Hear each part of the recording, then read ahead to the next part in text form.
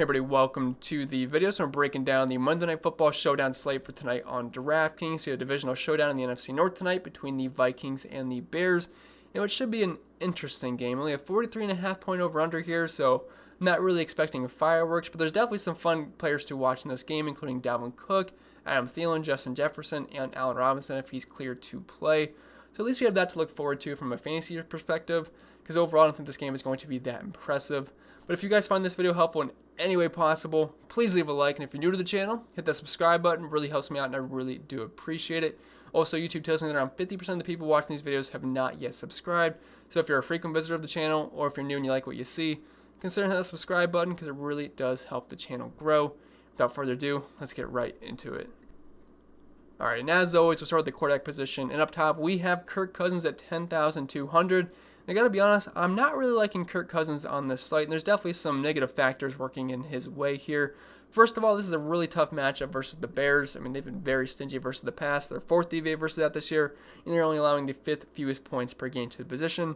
And also, this is a run-first football team. Their path to success is getting Dalvin Cook going on the ground, which they have certainly done the past couple of weeks.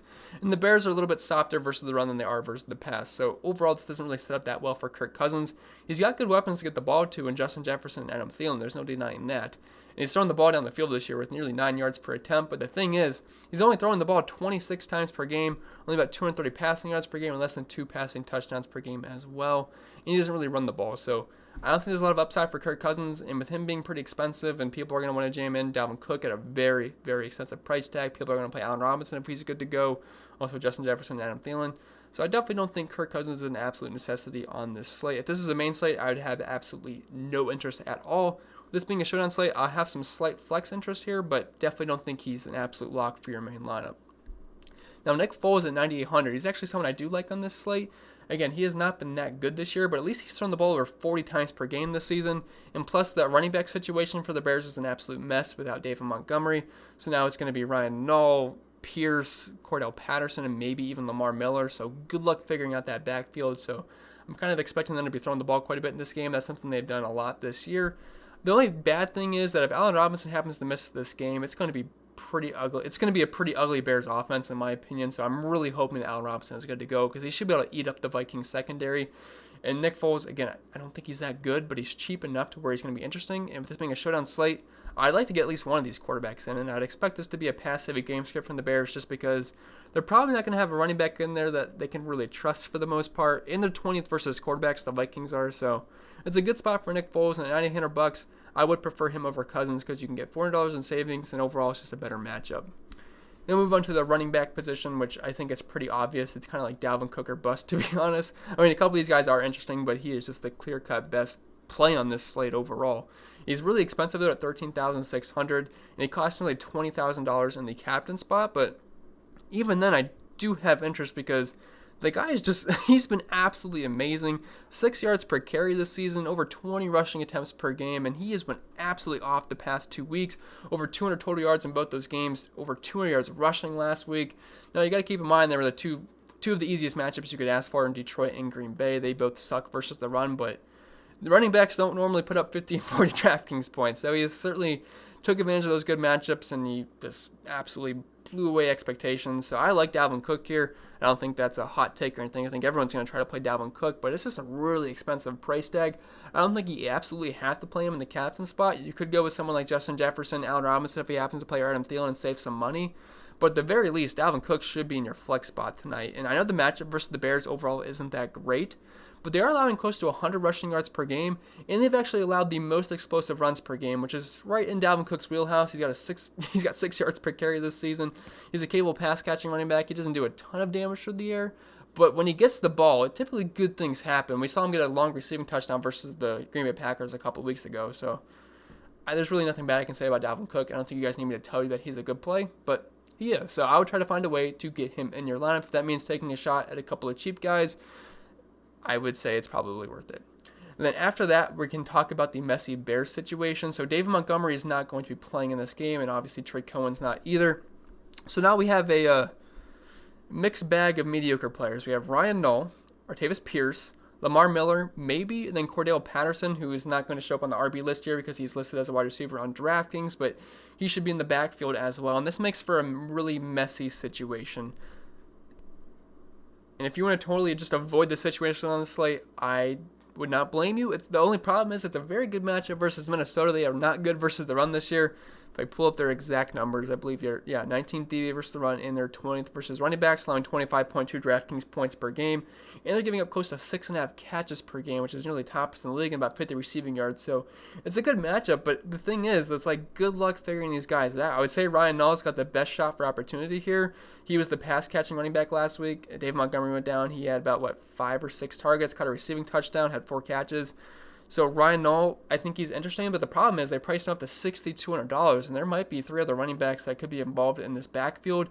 I've not seen any definitive news on how this backfield is going to be ran, so hopefully we can get that news closer to lock. But as of right now, I think it's an absolute mess, and I don't really feel that great spending $6,200 for Ryan Nall. I don't think he's going to see a bell cow roll here, so it's a tough situation here. If you're building one lineup, it might be best to avoid the situation, but in tournaments, if you're building a bunch of lineups, I would say you want exposure to at least a few of these guys because I could see one of them popping off, but as of right now, it's just a really gross situation. So Nall, Pierce, maybe Lamar Miller. So if we get news that Lamar Miller is going to have a decent role in this offense because he got activated off the practice squad, at $200 he is free, and he could certainly be in a situation where he could easily pay off that price tag.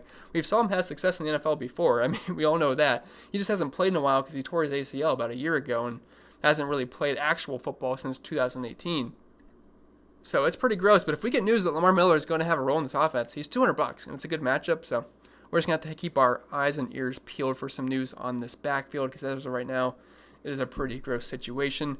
The only other guy we could talk about here is Alexander Madison at $2,000. He should get a handful of touches, but it's just going to depend on how close the game is, because last week they were up pretty big on Detroit, and he had 12 carries, but again, they were up, so they took Dalvin Cook out. In a closer game versus Green Bay a couple of weeks ago, he only had 3 carries. So he should see like 3 to 5 touches, but at $2,000, it's not my favorite play in the world, but there's the off chance he could get a random goal line touchdown. The off chance, not saying it's likely in the slightest, but if they happen to get up big on the Bears, Madison will have a decent role. So it's really the only way I would see him being viable. And then CJ Ham, he'll probably score a random touchdown just to troll us all, but I wouldn't really play CJ Ham. Then we move on to the wide receiver position, which we got really good wide receivers here in Allen Robinson, Adam Thielen, and Justin Jefferson. We'll start up top with Allen Robinson. He is currently questionable for this game, which sucks because I think he would be, honestly, one of, if not the best play in the slate. He'd be right up there with Dalvin Cook for me, and he's about $3,000 cheaper than Dalvin Cook. So on a point per dollar basis, I would say Allen Robinson could potentially be the best stud on this slate because this is a really good matchup versus the Vikings. They don't really have anyone that can guard him, and he's going to get volume like he does each and every single week. The only problem is, if he does play, how limited is he going to be? It's like a tough situation there. Assuming he would be fully good to go, it's kind of a smash spot here versus the Vikings, and if this was a main slate, I would definitely have Anderson Robinson in tournaments. He's getting around 10 targets per game at 24% target share, and the guy's just good. The only thing that holds him back every single year is poor quarterback play. I would love to see Allen Robinson with a good quarterback because I think some really good things could happen. But the Vikings, they're allowing the 4th most points per game to wide receivers at close to 50 points per game. They're 13th DVA versus the pass, but I think Robinson would be in a great spot here versus the Vikings if he's good to go. But as of right now, we do not have that news. If he happens to miss, that would definitely be a boost for Darnell Mooney and Anthony Miller, and they would become some very hard fades at their price tags versus a very poor secondary, which should be a pass-heavy game script for the Bears. But we're going to have to keep our eyes peeled for that news as well. Then we have the 2 Vikings wide receivers in Adam Thielen and Justin Jefferson. Thielen's about $1,500 more expensive than Jefferson, which I find a little bit interesting, but he certainly gets more volume than Jefferson. But the past couple of weeks, Thielen has not been that impressive, and he's had some good matchups as well. But before he was starting to skid the past couple of weeks, he was on fire to start the season. Was one of the best wide receivers in football from a fantasy perspective. He's averaging close to a touchdown per game this year, a 28% target share, a 42% market share of the team's air yards, and about 7 targets per game. But the thing is, the Vikings, they don't really throw the ball that much, but we know who the ball is going to go to. It's going to be Justin Jefferson and Adam Thielen, and if they run the ball, it's going to be Dalvin Cook. So at least it's a bit of a concentrated offense here. It's just they don't really throw the ball that much. But, man, Thielen at $10,000. If the Robinson happens to play, I'd rather find $800 more for Robinson than maybe get Justin Jefferson as my second wide receiver instead of trying to double spend up for Adam Thielen. Because, again, this is not a good matchup versus the Bears, and they've actually been the best team versus wide receivers this season, only allowing 27.4 DraftKings points per game. So I'm not expecting really any big things from Vikings pass catchers or just really anything in the pass game from the Vikings, including Kirk Cousins. But I think you might want to play some of these guys in tournaments. I'd rather play Justin Jefferson over Adam Thielen just because he's a little bit cheaper. I think he's got similar upside.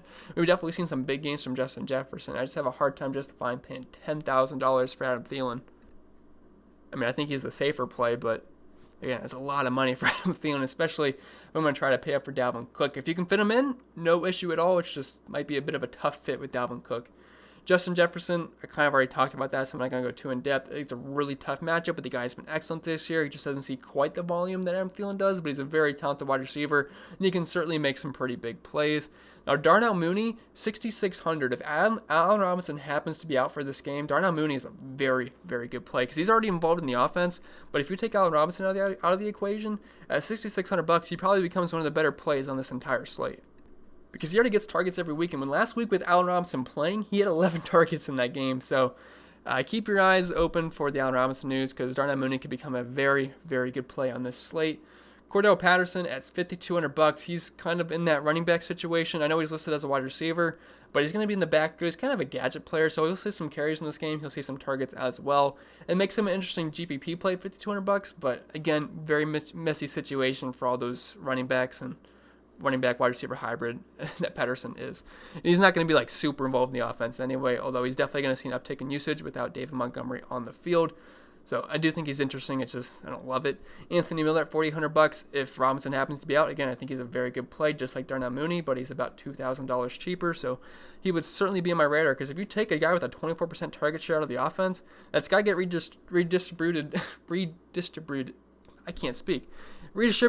throughout the entire offense. And those two guys would be the main benefactors of Robinson being out. And again, Miller, he's already involved in the offense, just like Darnell Mooney. So these would make these guys some really good plays. Like the past 2 weeks for Anthony Miller, 8 and 11 targets. So, and that's with Allen Robinson playing. So I would definitely be really interested in the two backup wide receivers for the Bears, but they already play anyway. So you know what I mean, though. They would just move up with Allen Robinson being out. And then after that, we have some gross plays, that ones I'm not really super interested. Olabisi Johnson and really any of these guys I wouldn't really be super interested in playing. But if Robinson is out, really had 2 targets last week, so he would see a bit of an expanded role. But outside of that, I can't really recommend playing any of those dart throws down there. So then we'll move on to the tight end position. And up top, we have Jimmy Graham at $7,200. He would benefit if Allen Robinson happens to be out, but even then, he's still kind of a boring play, and I feel like he's just a bit overpriced. But he's been involved in the offense this year, 5.78 targets per game, over half a receiving touchdown per game, and a 15% target share, so I don't think he's an awful play. But he would definitely become a better play if Allen Robinson happens to miss. The matchup versus the Vikings, that's a good one. They're 22nd versus tight ends, and overall, it's just not a very good defense, so he's interesting to me. It's just, I feel like he's a bit overpriced. Irv Smith, he's going to be out for this game, which means Kyle Rudolph will see an extended role, which makes him actually a decent mid-range / cheap play here at $3,400. And as good as the Bears' defense is, like the one weak spot they've had this year is that they're actually not that great versus tight ends. They're allowing 15 points per game, which is 27th in the league, close to a receiving touchdown per game, and over 50 receiving yards per game as well. So Rudolph at $3,400, I do think he's a fine salary relief option. Cole Kmet is questionable for this game. If he happens to miss, Demetrius Harris would be the backup tight end for the Bears, $200. Maybe you'll see a couple of targets, but Kmet on the season was seeing less than a target per game, so it's not really something you can feel great about, but he is the bare minimum at $200. And Conklin with Irv Smith out, he's going to operate as the backup tight end for the Vikings, so again, he's cheap, but overall these plays are pretty uninspiring for the most part. Now the defenses, I think both defenses are in play, because again, we only have a 43.5 point over-under, and Kirk Cousins and Nick Foles are certainly not the best quarterbacks in the world, and they can definitely turn the ball over, so I think both defenses are certainly in play. The Bears defense, they're the better defense of the two. The Vikings have not been that impressive this year, but they do have the higher implied team total against them, but again, they are the better defense. They've been tough versus the run and versus the pass this year. It's just going to be a tough task for them to be able to stop Adam Thielen, Justin Jefferson, and Dalvin Cook. But they might be able to get some sacks and turn the ball over a couple times, which is fine at $3,200, and they're playing at home as well. The only problem is they don't really have fans to make that tough on the Vikings offense. Then as for the Vikings, if Allen Robinson happens to be out, it's definitely an easier path for them because they're not going to have to deal with Montgomery or Allen Robinson. They're just going to have to really try to stop Darnell Mooney, Anthony Miller, then whatever running back they throw at them. And then Nick Foles obviously isn't the greatest quarterback in the world. So at $3,000, I think they're fine plays. There's very limited upside here, but for how cheap they are and what's not going to be that high scoring of a game more than likely, they are viable. Then as for the kickers, they're pretty hard to project for the most part. You just got to hope they hit their field goals. The weather's not supposed to be really bad in Chicago tonight, light winds, and it's going to be clear skies for the most part, so shouldn't be too tough to kick in.